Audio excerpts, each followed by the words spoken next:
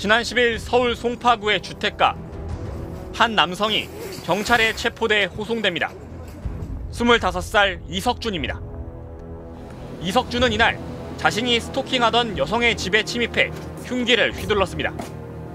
스토킹 피해 여성의 어머니가 숨지고 남동생은 중태에 빠졌습니다. 그런데 이석준은 범행 나흘 전 이미 경찰에 신고돼 조사를 받았습니다. 피해 여성이 감금, 성폭력으로 신고한 겁니다. 당시 경찰은 현장에 출동해 피해 여성의 눈가에 멍이 든 걸 확인하고 사진까지 찍었습니다. 하지만 연인끼리 다툼이라고 판단해 임의 동행에 조사까지 하고선 이석준을 그대로 풀어줬습니다. 그리고 나흘 뒤 참극이 벌어졌습니다. 납치 감금이 의심되는 상황이잖아요. 체포를 했어야죠. 그러면 이 사단이 안 났잖아요. 유가족은 애당초 이석준과 피해 여성이 연인 관계가 아니었다고 말합니다. 하지만 이석준은 경찰 조사 당시 피해 여성과 자신이 교제하던 사이라고 주장했습니다. 연인 관계인지부터 확실치 않은데 경찰은 가해자 이석준의 말을 그대로 믿은 겁니다. 우리 사회는 지금까지 이거를 대수롭지 않고 굉장히 사소한 일로 생각을 해왔어요. 왜냐면 둘이 굉장히 폭력적인 관계인데 근데 둘이 연인이야? 이렇게 보면은 에이 그냥 별거 아니네. 그냥 싸우는 거네. 이렇게 인식을 해왔던 건데. 그러나 실제 연인 관계에서의 폭력은 이런 통념과는 정반대의 양상을 띱니다. 그 어떤 범죄보다도 강력 범죄로 발전하기 쉬운 특징을 가지고 있다고 전문가들은 경고합니다. 피해자에 대한 가해자의 강한 집착 때문입니다. 가해자들이 공통적으로 가지고 있는 특징은 집착이죠. 우선 집착. 자신이 요구하는 거, 바라는 거, 혹은 옳다고 느끼는 거 무엇이든지 간에 이것에 대해서 끝까지 포기하지 않고 매달립니다. 아무리 작은 것이라 하더라도. 피해자가 이별을 통보하는 과정에서 강력범죄가 발생하는 경우가 많은 것 역시 집착에 기반한 비뚤어진 소유욕 때문입니다. 상대방은 나의 소유예요. 나의 것인 거죠. 관계가 맺어지기 시작한 이후에는 그것이 연인이건 부부이건 간에 상대방은 내 거예요. 내 건데 나로부터 떠나려고 해? 내 건데 나를 존중하지 않아? 거기에서 이제 분노를 느끼고 지배하려고 하고 통제하려고 하고 그런 소유욕의 현실화를 하려고 하는 거죠. 이것이 이제 데이트 폭력을 행사하는 사람들의 공통적인 특징입니다. 지난 7월 제주에서 벌어진 중학생 살인 사건의 주범 백광석. 지난달 서울 중구의 한 오피스텔에서 일어난 30대 여성 살인 사건의 피의자 김병찬.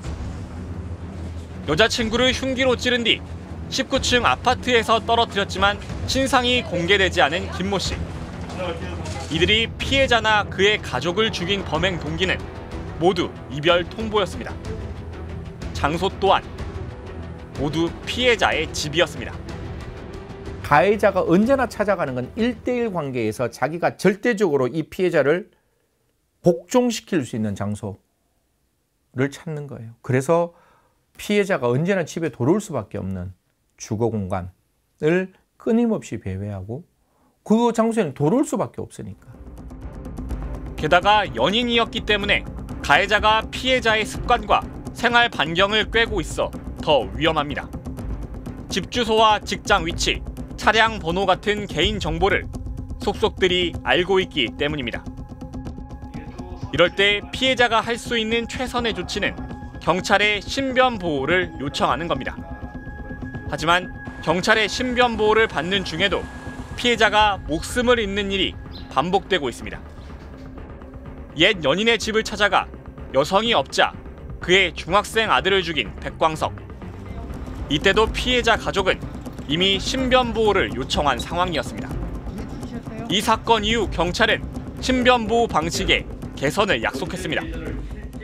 잘못된 부분에 대해서는 과감하게 개선하는 그런 어떤 조치를 마련해가지고 지금 시범 운영을 하고 있습니다. 가장 대표적인 거로 문제가 됐던 스마트워치 같은 경우에는 9월달에 이미 1,400대 구입했고 내년에는 10,000대를 추가로 더 이렇게 구매해서 활용할 예정이고. 하지만 달라진 건 늘어난 스마트워치의 숫자뿐이었습니다. 지난달 19일 김병찬에 의해 희생된 피해 여성은 참변 직전 스마트워치를 2번이나 눌렀습니다. 그러나 경찰은 엉뚱한 곳에 출동해 죽음을 막지 못했습니다.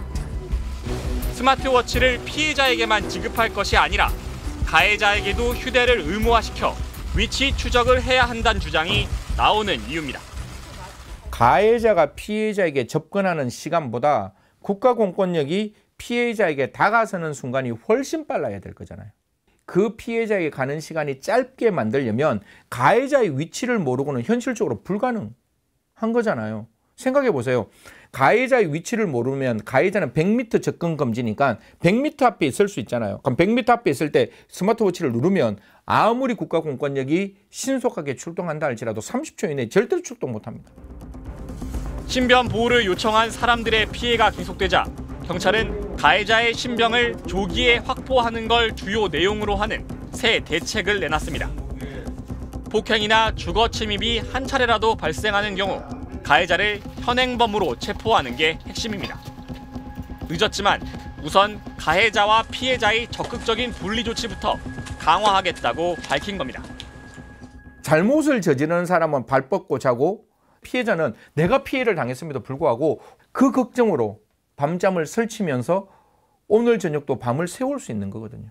나는 오늘 저녁에 이 가해자와 완전히 분리된 상태에서 나는 정말 편하게 잘 수 있을 거야 라는 것을 확신시켜 줄 수 있는 새로운 형사정책의 패러다임 전환이 좀 필요한 거 아니냐. 한때는 가장 가까웠던 연인이 폭력적으로 돌변하는 것만큼 악몽 같은 일이 또 있을까요? 네, 자신에 대해 많은 것을 이미 알고 있는 사람이니까 대처하기가 그만큼 어려울 수밖에 없죠. 맞습니다. 연인 간 폭력을 다른 일반 폭력 사건과 달리 볼 필요가 있다는 목소리가 커지고 있는 이유입니다. 특히나 이 연인 간의 폭력을 단순한 사랑 싸움 정도로 생각하고 있는 우리 사회의 인식, 이것도 이제는 바꿔야겠습니다. 그렇습니다. 살인 같은 극단적인 상황이 발생할 때만 주목할 뿐 연인 간 폭력의 심각성에 대한 사회적 인식은 낮은 게 현실인데요. 최근 한 유명 배구 선수가 가해자로 지목된 사건에서도 이 같은 문제가 여실히 드러났습니다.